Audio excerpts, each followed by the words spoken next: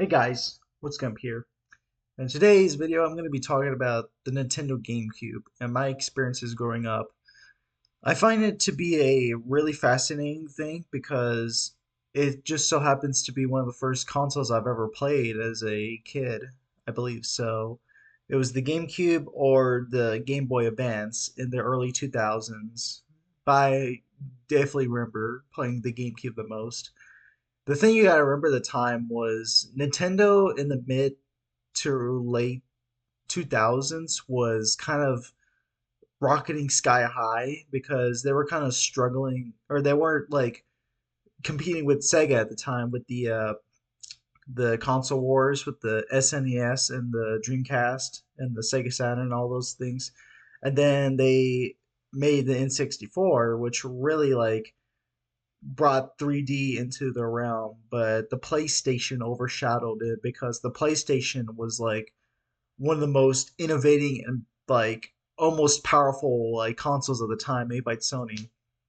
And the GameCube, I have a really special place in my heart. I think it's a really underrated console because not many people give it credit. It really does bring a lot of accessibility and somewhat classy, like cheesy nostalgia when you think about it because the first games that ever launched with the GameCube, one of them was Luigi's Mansion. And believe it or not, this was like the first time that they ever launched without a Mario title, and they had to wait until a year after the GameCube was released in 2001, I believe, for Super Mario Sunshine. That could be a whole other video on its own. But anyway, what I remember the most about the GameCube was how family friendly it was, how innovative, how unity it was, if that makes any sense. So if you brought it over to like your friend's house or anybody that you knew, you all played it on the same time because you had like your controllers and everything, you hooked it up. It was just one of those like rare family party game type of things, because it was meant to be fun. It was meant to be accessible or portable anywhere, considering that the freaking console itself was shaped like a lunchbox and it had a handle on it, so you can like literally carry it like wherever you want to. But that's not what makes it special. What makes it special are the games that came with it, and there were a lot of good and some underrated gem ones on the GameCube. So, in no particular order, I'm just gonna go over what I remember the most valuable and then save at least the goods at the last end.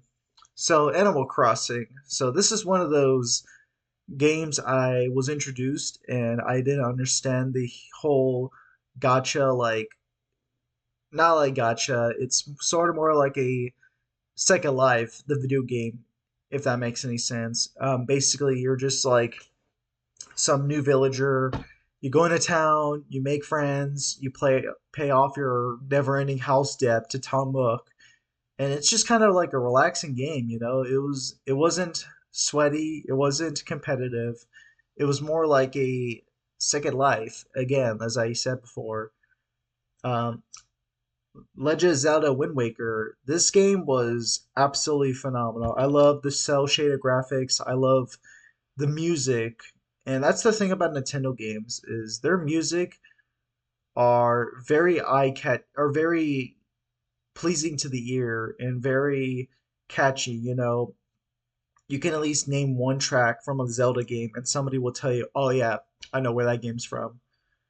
To me, I think Zelda Wind Waker was kind of a bit of a learning curve for me because at the time, for what I remember, I was about 4 or 5, and I was stuck on using the Wind Waker shell, or not the Wind Waker shell, the Wind Waker item, and you had to like perform a series of button inputs because this is like kind of the same gameplay design as Ocarina of Time and everything. And it wasn't until last year when I started playing it through an emulator. I'll get onto that. Um, that I was like, wow, this is really fun. This is really captivating. This is adventurous. Exactly what you could ask for in a Zelda game. Another title I remember the most fondly is Metroid Prime. That was one of, if not like, one of the most influential games on my life as a person because Metroid Prime was really stepping up the shift from 2D to 3D. And it wouldn't be until Metroid Fusion a year later, or at the same time, I think it was the same time because they both came out in 2002, that going to 3D was really a huge risk and something really fresh and innovating for a Metroid game. And same thing with Metroid Prime 2, but on the latter, I played it and finished that last year. And even though I really want to like it, um, I just can't handle the repetitiveness and tedious nature of going back between the light world and the dark world. Same kind of like how people share the same resentment with A Link Between Two Worlds. Another Nintendo game that I can remember being on the GameCube. Let's see. There's this really underrated game I don't think anybody talks about. It's called Battalion Wars, and it was part of the I think it was the Battalion Advance series. But anyway, it was just one of those like games you would pick out from Blockbuster. You try it, whether you liked it or not. I definitely remember liking it a lot, but it was kind of hard because of the AI gameplay and like how challenging it was for a single player, because you had to really think like a general, and figure out how to advance. Another GameCube game I can remember playing the most, probably the other Mario games like Mario Party, Double Dash. I know everybody loves Double Dash. That's like one of their favorite Mario Kart games. Um, Surprisingly, Resident Evil, the first remake, that definitely was a really scare factor, and it was kind of really surprising to see an M-rated mature game on a Nintendo console such as this, and that brings me up to Resident Evil 4. And this game I love so much. I think Resident Evil 4 was one of those lightning caught in a bottle in the early 2000s gaming when Capcom was really stepping it up and they brought like all the Nintendo GameCube exclusives on there. So you had like Beautiful Joe, you had Resident Evil 4, you had Killer 7, which coincidentally there's a gun in the game named Killer 7. What else did they release on there?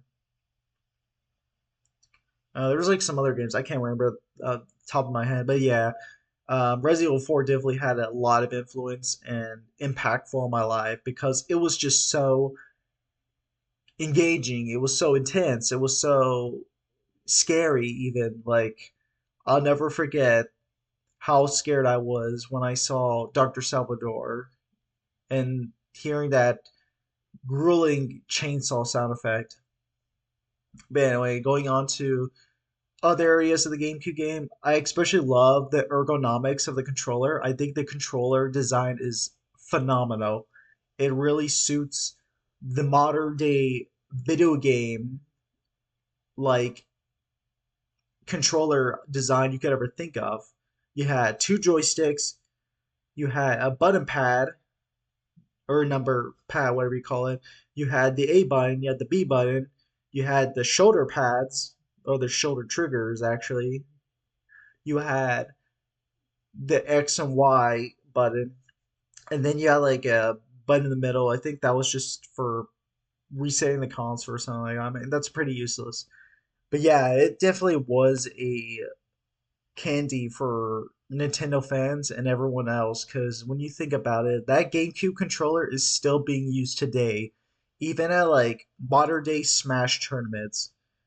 And with that in mind, let's talk about Smash. Let's talk about Super Smash Bros. Melee.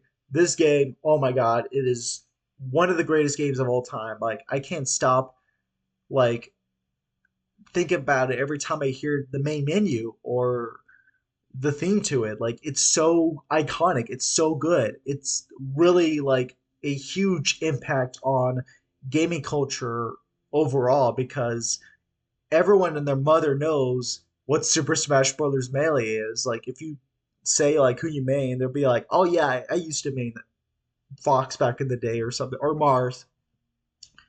That the graphics for the game was really ahead of its time. It's still looking really phenomenal. They really polished it and treated it with so much care.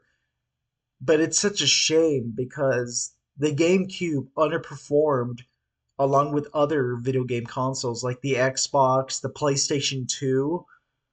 Oh my god, that was such a heart devastating sales hit for Nintendo.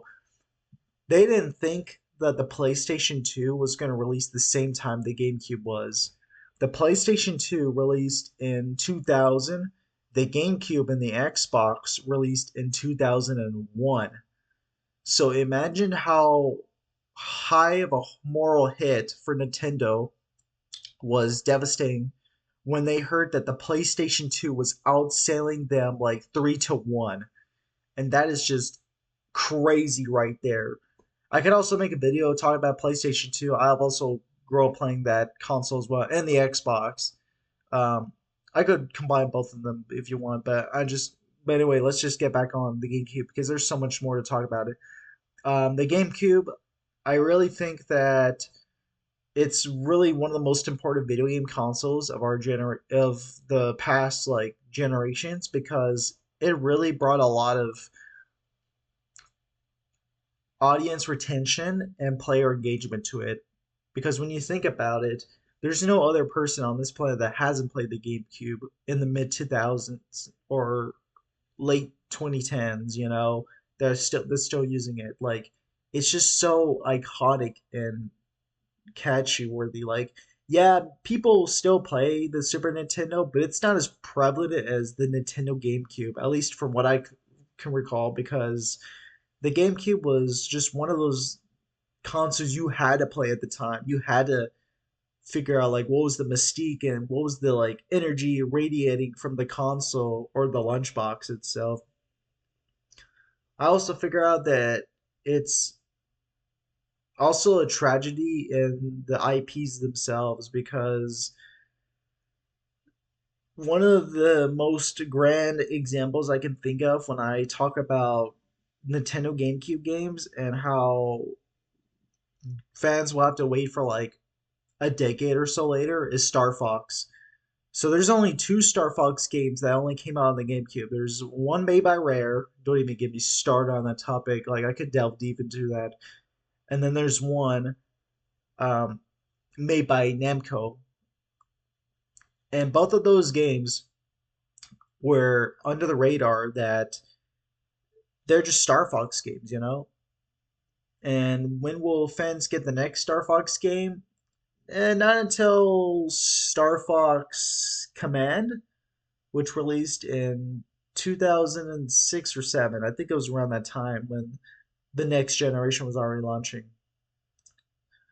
And thinking about it, it really is a shame that Nintendo had to sacrifice most of their time and effort to focus on the Mario games rather than Star Fox or like Metroid because those other IPs were really hidden gems. They were really special to my heart and anyone who else has played them, especially Star Fox Assault. Like that was literally the pinnacle definition of a Star Fox game because it really brought like ground combat, but also kept its secret old formula of just being like a shoot 'em up game, if that makes any sense.